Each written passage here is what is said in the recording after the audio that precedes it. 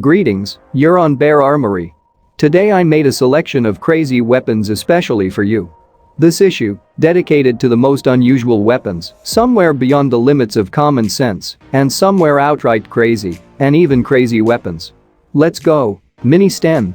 An undeniable plus of the pursuit of minimalism is that one sufficiently interesting thing can be made into another equally, or perhaps even more interesting thing. An example of which is this unique example of a 9mm World War II Sten Mk2 submachine gun, which was produced by the York Arms Company of Hurricane UT. The makers of this model took the standard Sten and refined it to suit the purpose. The barrel, receiver, bolt, and recoil spring were shortened. Next to the trigger, a massive pistol grip was welded onto the receiver to provide a better grip on the gun, since the stock was not intended to be installed on this model.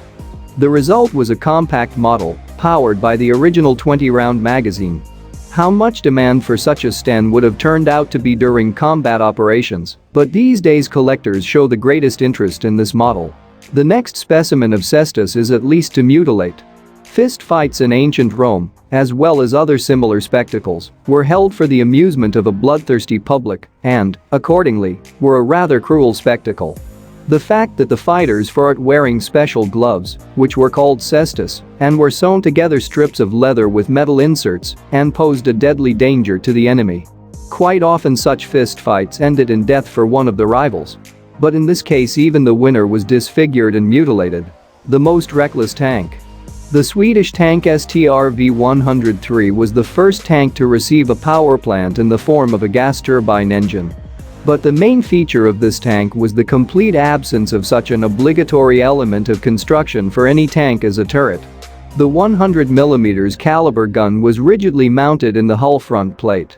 The gun was horizontally leveled by turning the entire tank to the required side and vertically leveled by tilting the hull through a special system connected to the suspension. The additional armament consisted of 3 .72 machine guns, 2 directional and 1 anti-aircraft. The maximum thickness of the armor mounted at a steep angle was 60mm, giving a total reduced armor of about 300mm. Thanks to the automatic loader, the crew of the tank consisted of only 3 men, with the driver, being the gunner and the commander also having the controls of the tank and being able to replace the gunner in case of need. The STR-V103 tank served in the Swedish Army until the 90s, during which time more than 300 such vehicles were produced. What do you think of this selection, and would you like something else like it? Be sure to share your opinion in the comments. Friends, if you liked the video then support me by like and subscribe to the channel, but be sure to click on the bell not to miss new videos. Take care of yourself and your loved ones. Thanks to all, bye bye.